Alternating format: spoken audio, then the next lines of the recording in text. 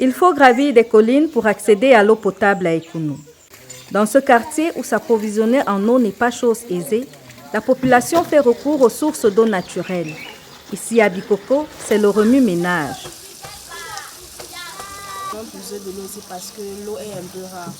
Parce qu'avec Kamouata, il y a beaucoup de cultures et cette source, c'est une source naturelle. L'eau coule abondamment. Donc pour chercher, on a souvent un peu de difficultés parce qu'il y a une autre rivière très loin. Donc on préfère venir d'où c'est tout proche. Et l'eau de la source nous aide beaucoup plus parce qu'elle est plus potable par rapport à l'eau de la Sénèque. Et elle nous aide même aussi parce qu'elle ne s'arrête jamais.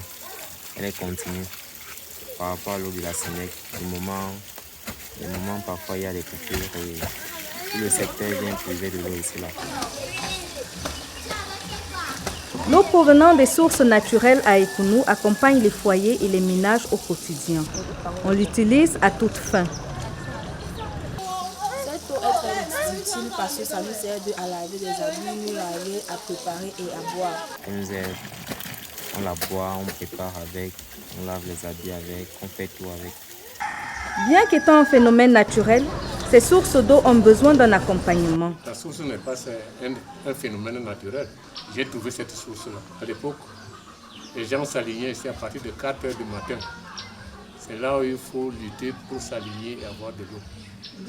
Mais avec le temps, comme elle n'était pas aussi améliorée, avec le concours des uns et des autres, j'ai fait organiser une sorte de réunion où j'ai rassemblé tous les riverains. Je leur ai dit qu'il faut qu'on travaille cette source pour qu'elle devienne... Avant, elle n'était pas construite. On puisait l'eau comme ça, là, roulant à même le sol. C'est à ce moment-là que j'ai fait faire ce que vous avez vu là. On a construit en parpaing bourré. Et l'intérieur, on a creusé. J'ai fait enterrer des tuyaux au sous-sol que j'ai fait ressortir tel que vous l'avez vu. Des questions restent cependant en suspens, à savoir la qualité véritable de cette eau et son utilisation. Donc la source, c'est la rencontre entre la surface topographique et la surface piézométrique. Donc ça veut dire que l'eau dans le sol, due à un phénomène naturel d'érosion, peut ressortir en surface.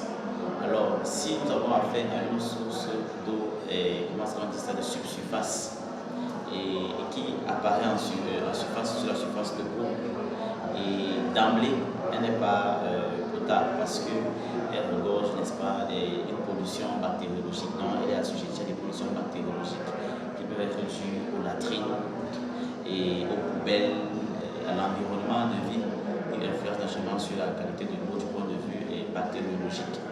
Alors, il peut arriver que ce soit plutôt une eau qui vient de manière très profonde, c'est-à-dire une eau de source qui vient des fractures, des roches, dans un contexte de zone de socle. Donc, l'eau qui vient de la roche qui a été mise en surface due à l'action de l'érosion, cette eau-là peut être potable du point de vue bactériologique, naturellement bactériologique.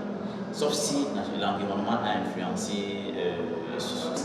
Donc il y a donc des sources qui sont potables, des sources qui ne sont pas potables. Tout important, ce qui concerne des sources, c'est le paramètre bactériologique, parce que c'est les bactéries qui donnent les typhoïdes, les dysentéries et bien d'autres. Il devient donc primordial d'aménager ces sources afin de les valoriser. On a une source qui coule, on constate que la source, elle coule toute l'année, elle ne sèche pas. Vous voyez, donc elle coule, elle ne sèche pas. Souvent, et quand on a ce genre de source, c'est beaucoup plus d'origine fracturelle, plus souvent. Vous voyez un peu. Donc, on canalise cette eau, on peut créer, on fait des captages. Et dès qu'on fait un captage, on peut retenir cette quantité. Et une fois que c'est capté, on peut, n'est-ce pas, dans le captage, il y a des réservoirs. On peut faire une bâche de stockage de temps en temps pour mettre quelques gouttes de chlore, pour être prudent, pour pouvoir traiter et résoudre le problème de bactéries. C'est un peu dans ce sens-là. Là, c'est de manière, je vais dire de manière préliminaire le traitement, mais on peut faire un autre type de traitement. On canalise cette eau, on fait un aménagement qui va passer, n'est-ce pas, dans ce qu'on appelle les filtres, donc les stérilisateurs ultraviolets. L'eau constitue un droit humain fondamental. Mettre en valeur ces sources d'eau naturelle, c'est garantir la vie de la population.